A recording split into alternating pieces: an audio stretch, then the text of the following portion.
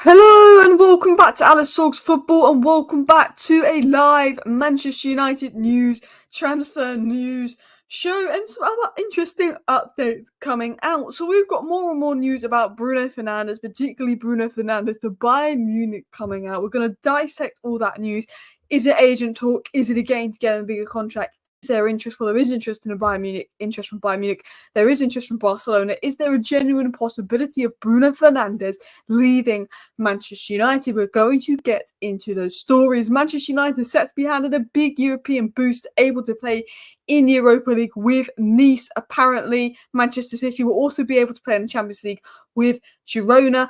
And then we've got other stories coming out. Olise ready to wait for Manchester United. Olise will choose Manchester United over Chelsea if Manchester United make it known to him that they will go and get him, among other things. Olise basically wants the Manchester United move, among other stories as well. We've also got news that Mason Greenwood is likely to go to the Serie A or La Liga, and Manchester United think they can sell Mason Greenwood before June 30th as well. There's also reports saying that Manchester United plan to get their first signing over the line in the next 2 weeks. The only reason they've not done anything is because of the manager situation, and the announcement on the manager situation is expected tomorrow, according to reliable sources, although reliable sources did say a week ago we'd probably get a manager announcement in the next 2 days, and that didn't happen. But it said that Monday should be the day we get a manager announcement, among other stories. So guys, please do hit that like button. Of course, subscribe down below if you're new and share the video as well. If Bruno leaves, Ineos are worse than Glazers. Well, I don't think they're worse than Glazers because they're putting their money in the club and they're not taking any money out.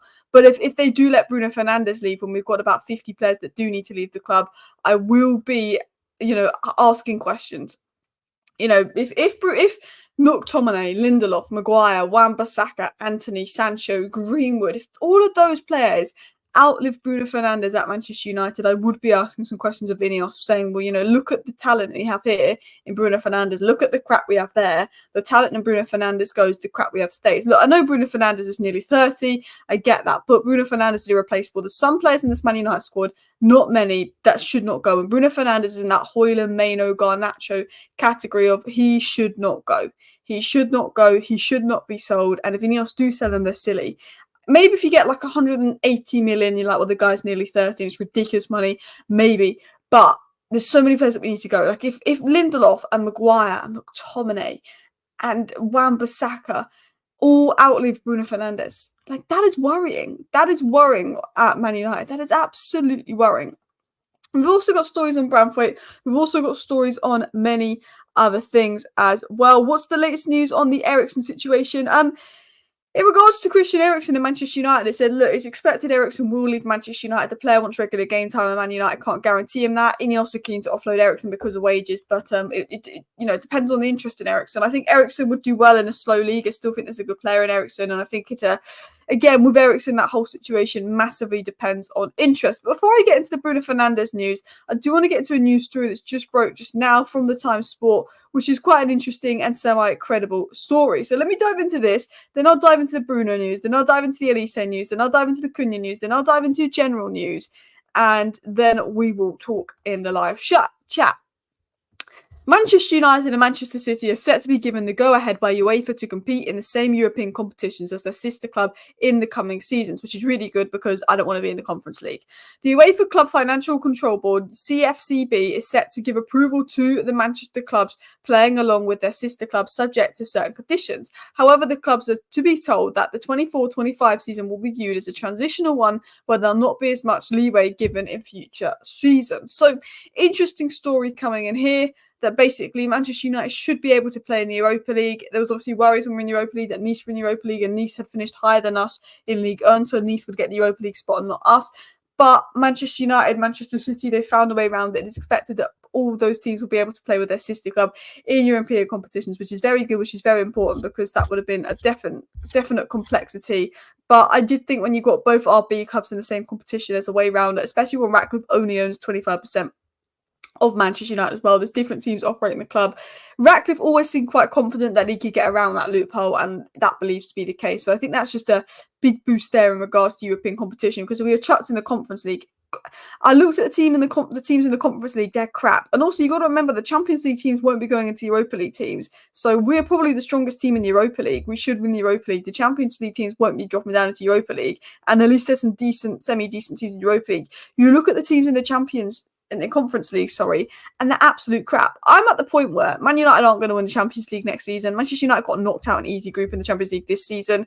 Us not being in the Champions League, I'd want us to be in the Champions League to attract bigger players, but it's not the end of the world. We can actually win the Europa League next season, and I think us being in the Europa League, when winning it, gets us back in the Champions League. I think if Ten Hag is here next season, he wins the Europa League.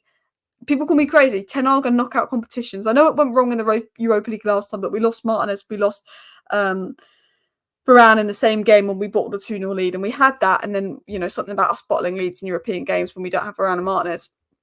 I think Ten Hag could win the Europa League next season if he stays. I do. I mean, he's a cup manager. He's good at the cups, and I think there's no Champions League sides dropping into Europa League. He beat Barcelona in Europa League. I don't mind us being Europa League because I think if we win it, we're in the Champions League next season. I think it's such a good trophy to win. I look at the Conference League, it's actually gutter-tier shite in that. Like, it is. I know it's European football, it is, but the Europa League, I think, is always a good competition. So as much as I want Man United to be in the Champions League, we're not going to win the Champions League, and we need the Champions League for the money and attracting the top players, but Europa League gives us an opportunity to play younger players, mix and match as well. Bruno close to 30 million to burn out after last 2 seasons, 60 million, good deal, 60 million for Rashford, 30 million for Casemiro, Sancho, bring back Greenwood, 60 million, and Olise, dodgy hamstrings. Don, I don't know what you're taking, but Olise is clear of Greenwood, and the reason Greenwood's not coming back isn't for footballing issues, it's because he's a knobhead off the pitch. Casemiro needs to go, I agree. Sancho needs to go, I agree. Rashford I'd sell for the right price, but I think we could get like 100 million for Rashford. I wouldn't sell him for 60 million. And I also think that Rashford could go and score 30 goals for us next season, and everyone will be saying, why were we thinking about selling this guy? He's very hit and miss. Bruno Fernandes, I wouldn't sell for anything less than 100 million. I wouldn't sell Bruno Fernandes even if we got 100 million, because I know we wouldn't be able to replace him. And I think we're in a position where we need that leadership and experience in the squad. Maybe next season, if the squad finishes third, we can then sell Bruno Fernandes and replace him, because maybe we'll have a better foundation to the squad. I wouldn't sell Bruno Fernandes. Not sure what you're on there as well. The United Nice thing was never an issue. Same with City and Girona. It was never expected to be an issue. Ineos always expected there'd be a loophole and they'd able to be get back as well. Yeah, Greenwood isn't coming back, so let it go. The Greenwood fanboys, I think is a bit weird. Like, Greenwood is not coming back. Greenwood is not wanted at the club. Everyone has their opinion on the situation. You can have your opinion, entitled to opinion, but at the end of the day, Greenwood's a good player. He's not as good as people are hyping him up to be. He's not as good as Olise. He's a good player, but Man United don't want him because there's other things that go around it. The reason Man United don't want to bring Greenwood back is nothing to do with his footballing ability. If it was based off footballing ability, I think Greenwood would be back at United, but it's not because of that. And I think people keep forgetting that. Like, this Greenwood obsession, this Sancho obsession. Sancho didn't want to be here and play for 4 months. Sell him. Greenwood, that's not a footballing thing. Sell him. I think, we need to freshen up. We need to freshen up, and I think Olise is the perfect way to do that as well.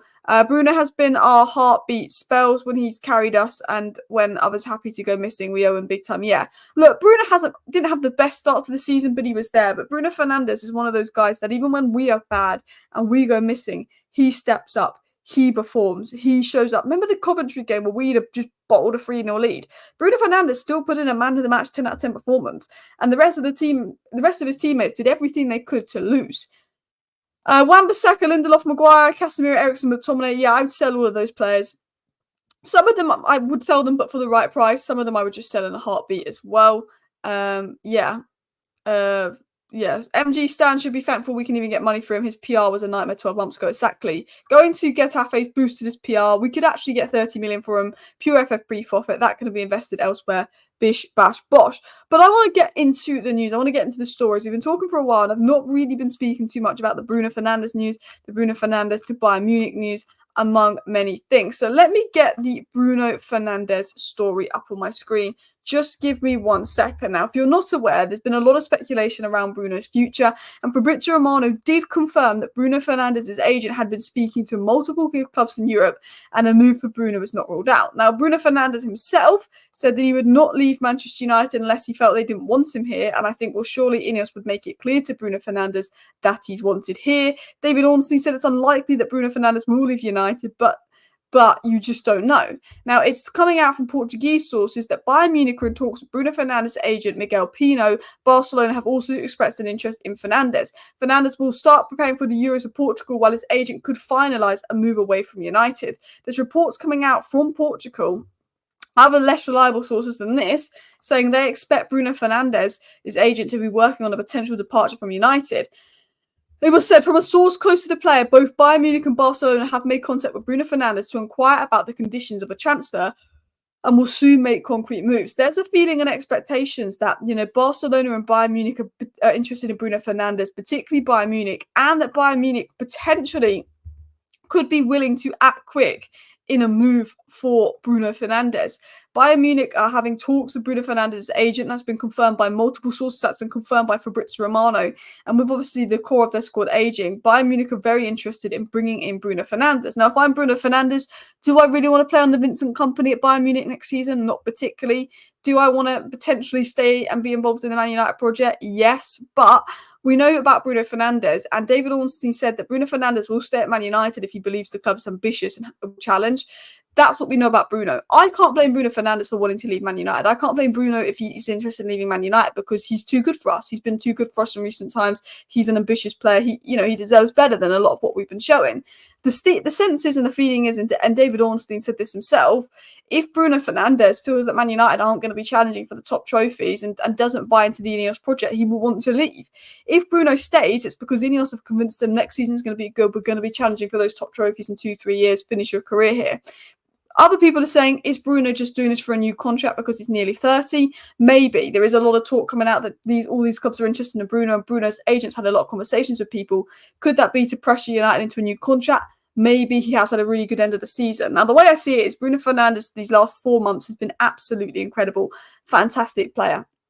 Putting up crazy numbers, crazy performances, and United would be ridiculous to let him go. But as Ornstein said, Bruno likes Man United. He doesn't necessarily want to leave Man United, but if Ineos want him gone, or if he feels that United aren't building something or aren't showing ambition, he may go. One report said, and this wasn't from a reliable source, so do take what I'm going to say with a pinch of salt, that Bruno Fernandes may leave Man United if Ten Hag is sacked. Bruno Fernandes is a big advocate for Ten Hag staying, and he's made that clear to Ineos.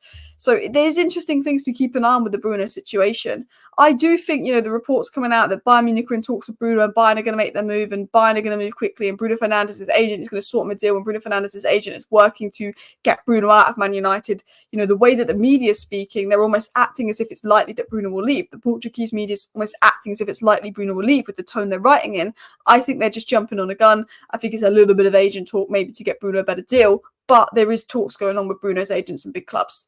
I don't know if Bruno will leave. Hopefully Bruno doesn't leave. Hopefully Ineos say you're untouchable, you're such a good player, we're not selling you. At the end of the day, the ball's in Ineos' court. If they want to sell Bruno, they can sell him because there will be offers there. If they don't want to sell Bruno, they'll say, yeah, we know Barcelona and Bayern are interested in you, but no, Bruno, you're staying here. Hopefully Ineos say to Bruno, no, Bruno, you're staying here. But his agent is in talks with other big clubs, and that does worry me. And Ornstein has said if Bruno feels that United are going to be ambitious, he will want to stay. If he believes that he can win trophies at United in the next couple of seasons, he'll want to stay. But, he does want to win major trophies. If Bruno's leading, that would also suggest that maybe Bruno doesn't buy into the Ineos project and doesn't believe that Ineos are going to take us anywhere. And again, that could be particularly worrying as well. I mean, do let me know your thoughts down below as well. But I don't like the tone that all this... I know it's coming out from Portuguese media and it's mostly tier 2 and tier 3 sources. It's not tier 1. But I don't like the tone that Portuguese media are writing in. They're saying a source close to the player has said that basically there's going to be teams making concrete moves soon. Apparently Bayern Munich and Barcelona are among 2 teams that are expected to make concrete moves for Bruno Fernandes, which then puts the ball in Ineos' court. Bruno's open to the move. His agent is obviously talking to top clubs. If all of a sudden, top clubs come in and make a concrete offer, the ball is in Ineos' court. Will Ineos think, you know what, let's cash in on Bruno Fernandes, he's nearly 30, or Ineos going to be like, you know what, Bruno Fernandes is untouchable. One thing that Bruno Fernandes said in an interview is that he will stay if Man United want him here. Have Ineos communicate to Bruno that actually he's not untouchable, because we've been told that the only untouchable players in Maino, Garnacho, Højlund. Is Bruno annoyed at that he's not untouchable? If Ineos said, yeah, well, if the right offer comes in, you can go to Bruno. And Bruno said, well, let me have a look at other clubs then, because they don't value me that highly, which is crazy. I'm captain. I'm irreplaceable at this club. I mean, it's an interesting thing. Now, I'll be honest, I've been quite positive about Ineos. I like that Ineos have obviously, put their own money into the club, invested 1.4 billion, not took any money out. They brought Ashraf in, they brought Berardo in quickly. They're getting footballing people to work on the pitch. They're changing Carrington, but I need to see what Ineos do in the transfer window. I don't like some of the managers we've been linked to. I don't like some of the players we've been linked to. I don't like the idea of selling Bruno Fernandes. And if Ineos do sell Bruno Fernandes, it does make me doubt them a little bit. Now, obviously, I can never judge Ineos until 3 years in because it's a long-term project. There's so much to change. But if Ineos sell Bruno Fernandes over the crap that needs to be sold first, I would be worried. Barca have no money, and that's what I believe. The reason I partly believe the Bruno Fernandes story could be agent talk is because Barca have no money, although it has been said by multiple credible sources that Bayern are interested in him. Bruno, 120 million is expected to be the price tag. Bruno's been on the 5 years, could have another 3 years left on him. Exactly. If Bruno follows Varane out the door and Rashid and Maguire stay, defo Brexit agenda going on. I do think there is some weird kind of Brexit British love going on at United, isn't it? Now, I said this on Bruno Fernandes, best post-Fergie signing, best current player at Manchester United, always available, able to fill in different roles/positions, elite-level player and statistically one of the best creators in the world right now, carried a poor United side, despite zero structure, tactical support and underperforming teammates, he pulled out multiple 10 out of 10 man-of-the-match performances by the end of the season. He's able to win games in a dysfunctional team. This guy has played for Manchester United when injured. This guy has played through injuries at Manchester United. He played in that game against Coventry with basically one leg. He gives 110%. Also, things about Bruno Fernandes, when you hear things from the dressing room, Bruno Fernandes is the most loved, the most adored player in the Manchester United dressing room. Bruno Fernandes speaks to everyone, from the youth to the veterans to the people that aren't really involved. He speaks 5 languages. Bruno speaks to everybody in the club. He is the captain. He is the leader. He gets on with everybody in the club. He's a loved figure. He would be massively missed off the pitch. He's able to perform and win games on a dysfunctional side. There's so many elite level players, but do you think Lionel Messi would be as good as he was if he was in a dysfunctional Man United side? Probably not. There's so many elite level players. Phil Foden's been elite for Man City this season, but when he plays for England, he never does anything. He can only do it in that Man City side. Phil Foden could come to Manchester United to replace Bruno, and I guarantee if we were playing with the structure we did last season, Phil Foden would have been crap and had a crap season in that Man United structure. Not only is Bruno a good player, but he's done it with no structure, with poor teammates around him, letting him down in dysfunctional side, dysfunctional tactics. He's valued so highly in the dressing room in and around Manchester United as well. I think he's best player post Alex Ferguson. I can't blame him if he wants to leave Man United and win trophies, but I think it would be silly on Ineos' part. Rahat says, I don't really want Cunha. I'd love Cunha at Manchester United, but I wouldn't spend 60 million on a backup striker. I'm a massive fan of Matthias Cunha, but I wouldn't spend off so much money on a second striker as well. Bruno's a leader, don't want him to leave. Bruno plays for United. There is other players who don't play that sell them first. Bruno's one of the few players at Man United where I say he's got the attitude. He gives 100% as well. Danny says the whole Bruno issue is made up by the press after a leading question about another press headline saying everyone's up for sale. So asked Bruno, would he go? And Bruno said he wanted to stay. Press clickbait. Originally, you're right. So originally, Bruno was asked about does he want to stay at United, and he said if they want me, I'll stay.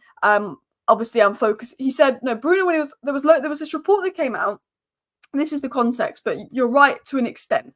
There was this report that came out about a month ago that only Højlund, Maino got an actual untouchable. Bruno Fernandes was then asked about his future at United after that report, and he said he's focusing on the season at Man United now. He's obviously happy being here, and he'll stay if they want us here, which was almost a little bit of a dig of Ineos. And then loads of clickbait news outlets started writing stories about Bruno Fernandes leaving United based off that quote that had been misinterpreted. Then there was a few rumours that Bruno would leave by more credible sources, but was it just based off that quote? Then David Ornstein said, no, Bruno will stay at Manchester United if he believes the club will show ambition. Bruno had a meeting with Ineos, and Ineos wanted to discuss Bruno's future with him. And Bruno said, well, if you show ambition, if you show you're going to win trophies, I'll stay. David Ornstein said that. Now, 2 days ago, Fabrizio Romano, and this has come from Fabrizio Romano, and this is the bit that isn't clickbait, this is the bit that isn't made up, has confirmed that Bruno Fernandes' agent has been speaking to top clubs in Europe. So that is a worry. Bruno Fernandes had a meeting with Ineos about his future. It's assumed that Bruno will stay if he believes that Ineos will be ambitious, but Ineos have been having meetings with Bruno about his future because maybe Bruno wants to leave. Maybe Bruno deep down doesn't want to say he wants to leave and upset United fans, but maybe Bruno does want to leave. And can you blame him because we finished 8th? Maybe he does. Because, there's meetings going on with Bruno's agent and big clubs. That's been confirmed by Romano. Ineos had a chat with Bruno Fernandes just last week about his future. They had a meeting. Austin said that. there is a worry over Bruno Fernandes' future. If I'm Ineos, I say to Bruno, please, you're not leaving. We need you next season. If it's crap again next season, we will let you leave, but one more season. And Bruno said, I'll stay at United if they want me.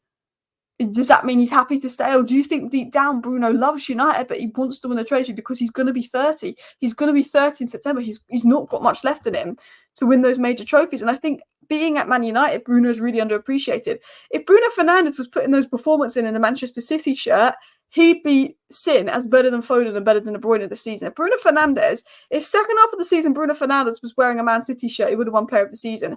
Because Bruno Fernandes, these last 6 months, has been better than... I think Bruno Fernandes, since March, March, April, May was better than Phil Foden March, April, May, and Phil Foden won Player of the Season. And people will call me crazy, but it was. Cole Palmer should have won Player of the Season. Phil Foden's got the best PR in the league. Phil Foden's a great player. But I generally think if Bruno Fernandes was in a sky blue shirt and he was putting in those performances he put in these last 3 months in a sky blue shirt at Manchester City, he'd be seen as a truly elite level player, world-class player. And some of those Man United fans that hate Bruno and want him sold, would be gassing him up. Oh, he's so good, he's so good. I think that Bruno is underrated because he's at Manchester United. I do, and people may disagree with me on that. But I do. If Bruno could be rotated, he would be immense. He's knackered basically entire Man United tenure. And the only thing about Bruno is, he's not always consistently good, but you can tell he's exhausted. He's knackered. Saeed said Bruno is the only world-class player, but a bit inconsistent. I agree. He is a leader. We need to build a team around him, Højlund, Meno, and potentially Ahmad. Potentially Ahmad as well. I agree. Today, Bruno is leaving. Tomorrow, Bruno is staying. Nonsense Club of the Year. I mean, we are Nonsense Club of the Year. It's Manchester United news is always... one story one week, another story the next week. That Manchester United news is always 1 week we get told this player's coming, the next week we get told this player isn't coming. Like, people write about Man United in the news every week because they know it gets clicks. Like, that's one of the problems with Man United news is people just write whatever nonsense about us just because they know it gets clicked. Tomorrow we might be told Bruno's staying, the next day we might be told Bruno's leaving. I think Bruno will stay because I think Ineos would be crazy to let him go. I think he will stay, but I think there's a possibility he could go, and that scares me as well. That absolutely scares me as well. Anyway, I want to get into some other stories. I want to get into some other news. There's obviously reports going on about Olise, what his future may entail. And there's obviously some stories going on about Matheus Cunha and a couple other things as well. Interesting report that's just come out as well is on Jadon Sancho willing to come back to United. But I want to get into news on Olise.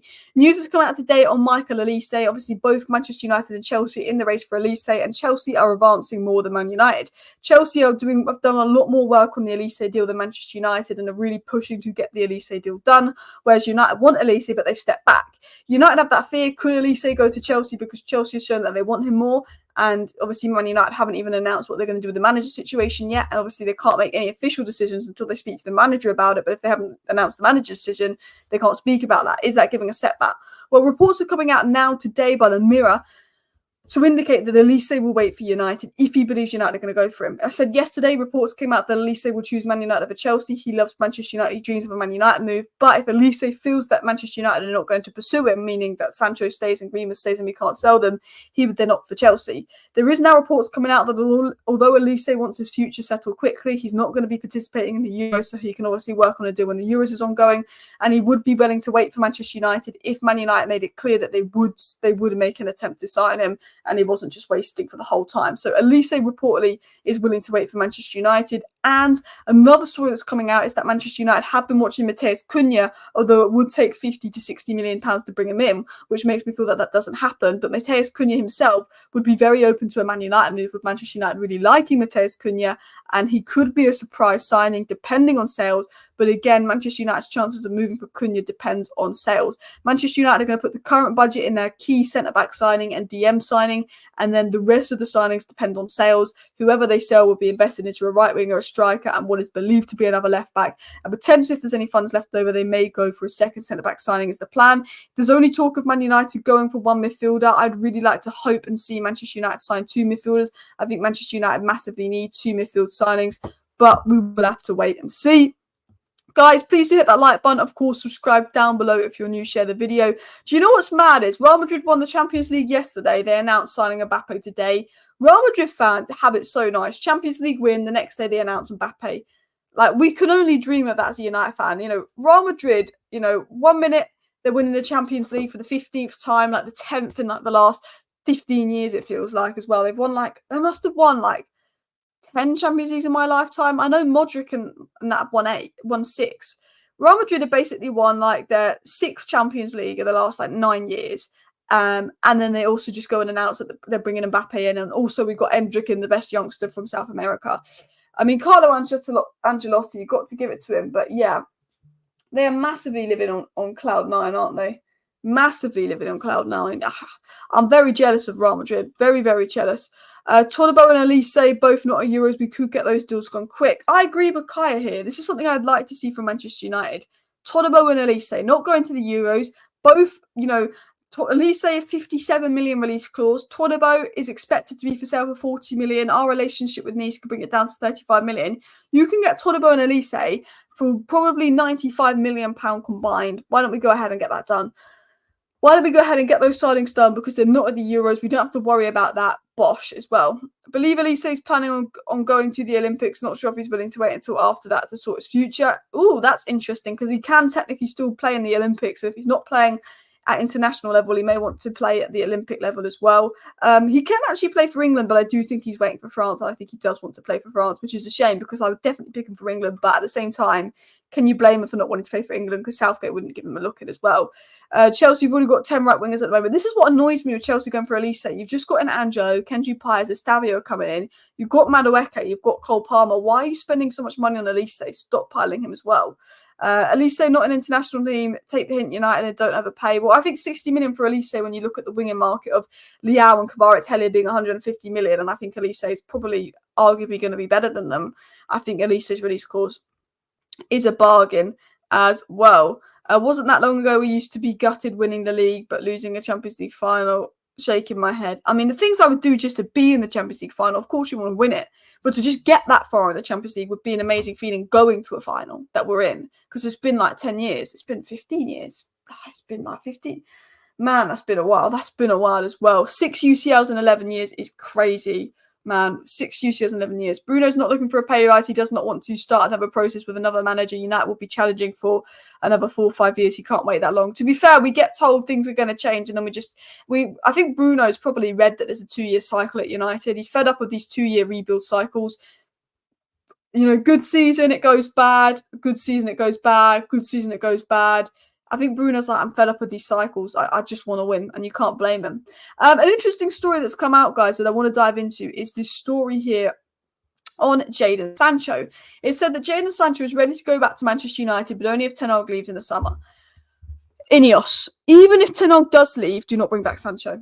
I like Sancho. I protected Sancho a lot, but the fact that he refused to play for 4 months and apologised because on the streets you don't apologise or something crap like that, I don't want him back. I'm sorry, if Ten Hag leaves and we let Jadon Sancho come back, that is letting player power win. That is saying, if Jadon Sancho is playing for Man United next season and Ten Hag is not manager, that is letting player power win. It absolutely is. People will blame Ten Hag for the Sancho situation, and yeah, Ten Hag's not perfect. You could have dealt with it better. But Sancho can't just expect I've been average for Man United for 2 seasons. The 3rd season I refused to play, went to Dortmund on loan and had one good game in the UCL and was average for most of that loan. The manager's gone, I'm going to walk back into United on my 300 grand a week wages. No.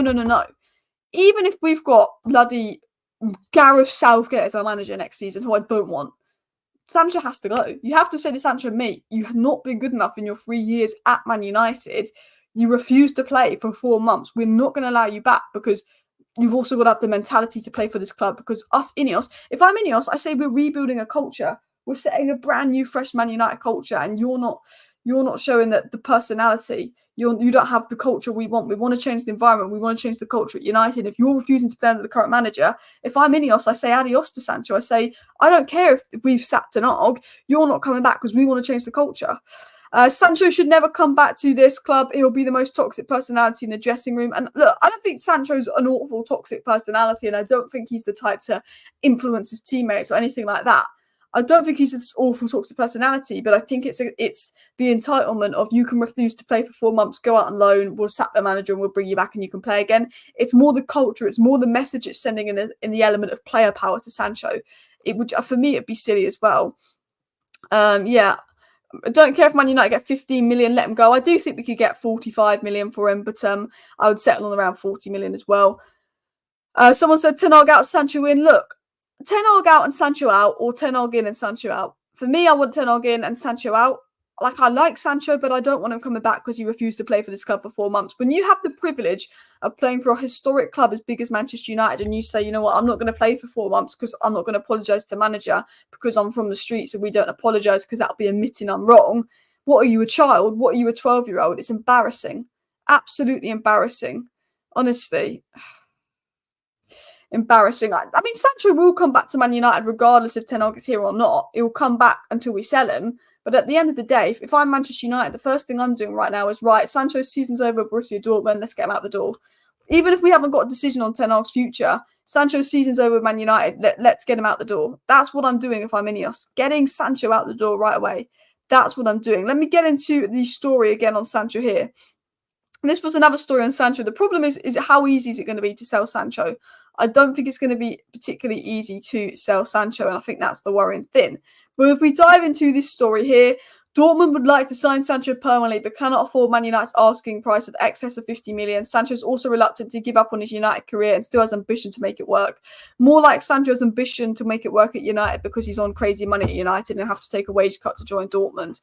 For me, I think Man United, lower your expectations, put 40 million price tag on him. Dortmund might do a deal for 35, 40 million to Sancho. That also takes him off the wage bill. Bish, bash, bosh, done. Sell Sancho to Saudi. Sancho's too good to go to Saudi. Like, let's be honest. He's got too much ambition as well. Sancho's all about Sancho. We need team players. I agree as well. United should avoid future purchases like Sancho. I loved Sancho. I was so happy when we signed Sancho. And I think Sancho, in my opinion, has been the most disappointing transfer because I was one of the biggest raters of Sancho. I wanted to see Sancho at the beginning of the season. I couldn't understand how Anthony was playing on the right wing over Sancho. And I was saying I feel sorry for Sancho because, you know, Anthony's starting on the right wing over him. But then when Sancho put out that statement against the manager, didn't take it down for a week and then refused to apologise, that's unforgivable behaviour from Sancho. That is player power. You know, I've been very nice about Sancho these 3 years at United when he's been underperforming a lot. I've been very lenient with him because I know there was off-the-field issues and I know there's things he's struggling with off the pitch. But when you refuse to play for 4 months because of a little argument with the manager, you're coming out attacking the manager like that. Even if you think the manager's wrong, prove the manager wrong. Even if you think the manager's wrong, make him look like the fool. Make him look like the fool. Look at Guardiola. The same thing happened with Guardiola and Pep Guardiola. Guardiola had a rocky start at City. He was dropped for not showing the levels on the training. Look how good Guardiola's second half of the season was. Sancho could have done a Guardiola and shut his mouth and proved Ten Hag wrong on the pitch. You know, look at Ahmad. Ahmad's now starting over Anthony. It took Ten Hag a couple of games and a couple of Ahmad cameos for Ten Hag to do it, but he eventually did it. Sancho just had to wait out a couple more games and keep his mouth shut, and he couldn't. And I think Sancho on the right wing would have been better than Anthony this season. And I think I would have liked to have seen Sancho on the right wing because he had a good pre-season, but he was absolutely acting like a knobhead. Absolutely was acting like a knobhead at the end of the day. Guys, we've got 900 people watching and we're on 200 likes. If just 1/3 of you hit that like button, we will hit our 300 like target. So please do that. I think Sancho's been very immature in the situation. I agree. I'm not saying Ten Hag is perfect. I'm not saying that Ten Hag's in the right. I think Ten Hag could have dealt with it better. I do think Ten Hag's had favouritism towards Anthony over Sancho. But the way Sancho acted was like a child. The way Sancho acted was like a child. Sancho just doesn't seem like a PL player anyway. He needs time and space on the ball. I agree. Sancho's not suited to what we want to do and what we want to play. Like, I like Sancho, but do I look at Sancho and think, yeah, that's a Premier League player? Yeah. Like, he doesn't suit what we want to do, what we want to play. He's not been good in his 2 seasons here. He was all right at Dortmund. Sancho, for me, I thought was going to be a Ballon d'Or winner. I thought Sancho was going to be an elite, world-class Ballon d'Or winner, and he's not lived up to that. Is he better than Anthony? Yes. Is he a good player? Yes. Could he be a good player for Man United next season? Yes. But whether Ten Hag stays, whether Ten Hag goes, it does not send the right message. Just welcome Sancho back with open arms, saying you can be a Man United player again, even though you refuse to play for this club for 4 months. Just welcome back, Sancho. Hello. It doesn't send a good message. It's a very concerning thing as well. He had a chance as well. It's not like Sancho had been really good last season and then all of a sudden had a really good pre-season and then all of a sudden Anthony was playing over him for no reason.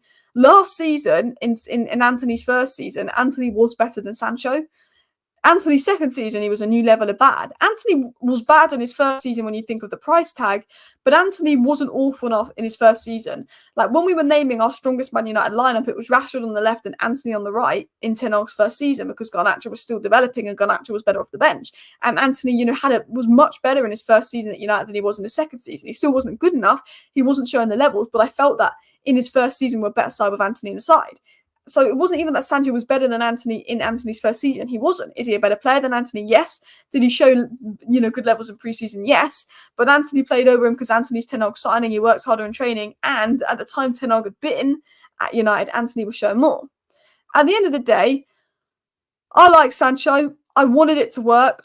I thought he was going to be a great signing for us. He wasn't. We need to move on. We need to sell Sancho. We need to move past it. For me, what I want to see at United next season is Ahmad and Olise as our right-wing options, Garnacho and Rashford as the left-wing options, Sancho sold, Greenwood sold. The money we get from selling both Sancho and Greenwood can basically allow us to afford the Olise deal in itself.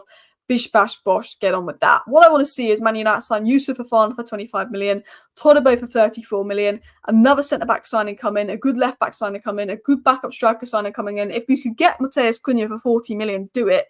But I think he'll be 50 million plus, and Olise for 60 million. 2 midfielders, a right winger striker, 2 centre-backs and left-back. I want to see 7 signings. That's not realistic. But if we can see, a good TM, a good right wing, a good backup striker, a good centre-back, and someone that could play a mixture of left centre-back and left-back as our 5 signings, I'd be very happy with that.